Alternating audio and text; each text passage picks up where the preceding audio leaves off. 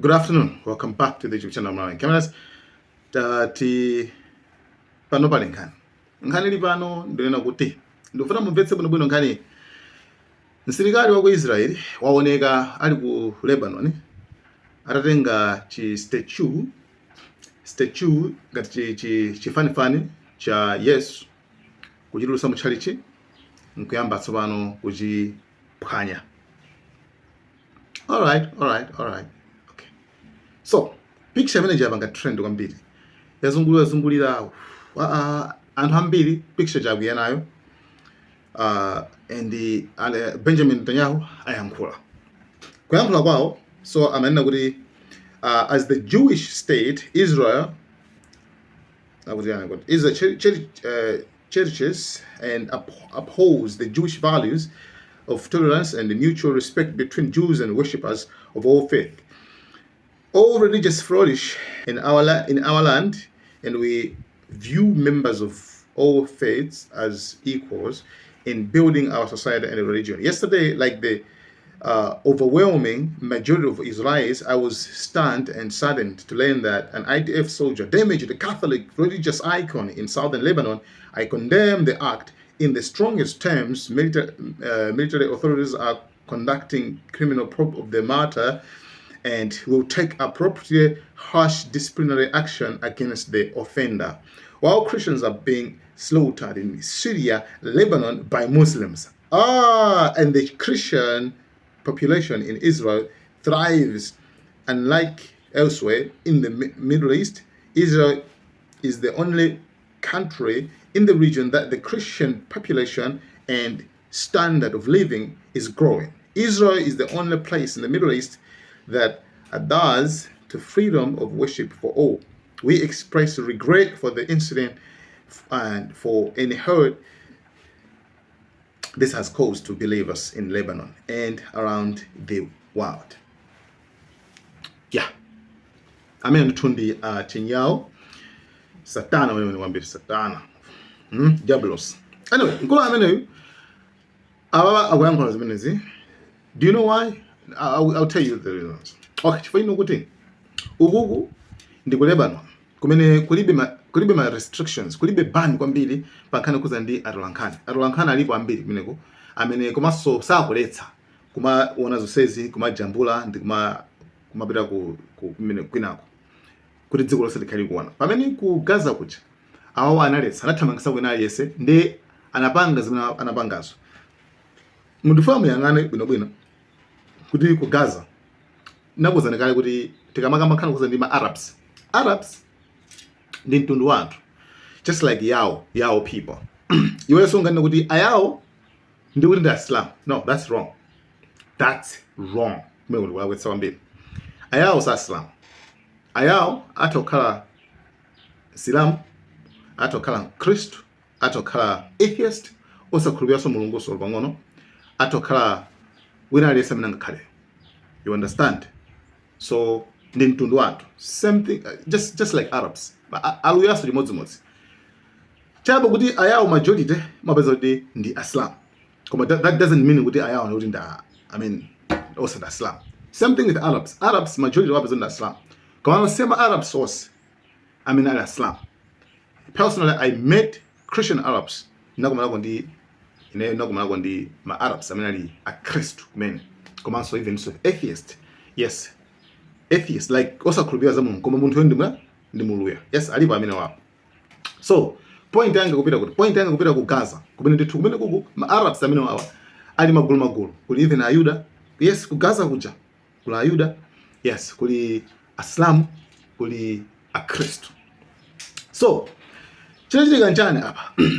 Anayizaliwa ku Gaza kumene kuku. Anakaphulitsa even machalichi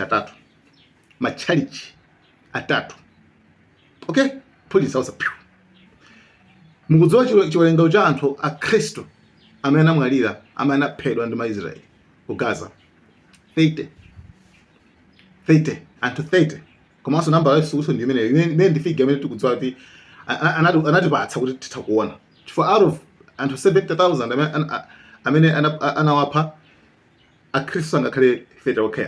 Kuliso Ayuda so inaso amene sali muchigulu amene sali ngati ma Zionist. Remember nakamba kale nkhani khuza ndi kuli Ayuda ndi kuli ma Zionist ndi anthu awiri osiyana. Okay, that's why panali mutakuona zoti Julius Malema anatenga azigogo ake ake ateka tinthu apa Ayuda amene aja koma amene ndi Ayuda amene si ma Zionist amene ndi ma black Jewish, right? Kumene court which so anena amati Malema amalimbana ndi Ayuda bwanja azigogo ake ndi Ayuda. No, Malema amalimbana ndi ma Zionist. Ma Zionist ndi movement imene inayambidwa ndi Herzl Theodor 1940 chakuti. So just follow the history muyipanga bwinobwino. So zinapeza kuona kuti anawapha amene wawa 30 Ayuda amene Kristo 30 machalichi atatu wasikupolisa onongeratu. Zimene sanapepese sanabwere pa public wapepesa kuti makuti instead akubwera pano pakuzepesa apa chifukwa zinthuzo zaonekera chifukwa kuti anthu dziko lonse lapansi apo panga condemn. So bona zoti hayi ife real luka kwambiri tipange chani bwa akhangata kupepesa chifukwa patuka chithunzi cha mene pali zinthu zambiri zonyasa zimene asikala amene amapanga zimene apanga even kumachali cha ku Gaza even kulaba no kumene apanga zinthu zopsa kwambiri muchali chimwe chakupita kusamuka chani kamene mucha, right? Picture indi imodzi yokha amene akuyankhula izizi. So nakuzandika kuti anthu afuna kugula, afuna kuwina anthu, kuwina attention, okay, afuna kuwina approval ya anthu isakaziti zimene akupanga maIsraeli ndi zabwino zo kuti athakha ndi ufulu opanga zimene akupanga zicha. Kwa panopa aluza trust anthu sakukhulupiriraso. That's why akubwera choncho. So no panopa tithaona kuti sanga bisale koma nofonso ndikumati zonsezi kuchokera kuti I'll tell you where izi zizochoka mu chikhulupiriro chawo. Chikhulupiriro cha Zionist ma Zionist chikhulupiriro chawo ndi chimene chichi ndithu sanga bisala baba kuti akibisale ifeyo basi pepano kwambiri ifeyo mina kwankwana ndanyapa ku Israeli ndikucheni kumene mipingo yonse ingathe kubwera ndikukhala maufulu pamene ku Nigeria akuphedwa, ku Syria akuphedwa, ku Lebanon akuphedwa akulu Hezbollah nali momwe Hezbollah ndi momwe ndi mene sema emereta zaso jana machali chajaso check my records ku Syria ako. You understand?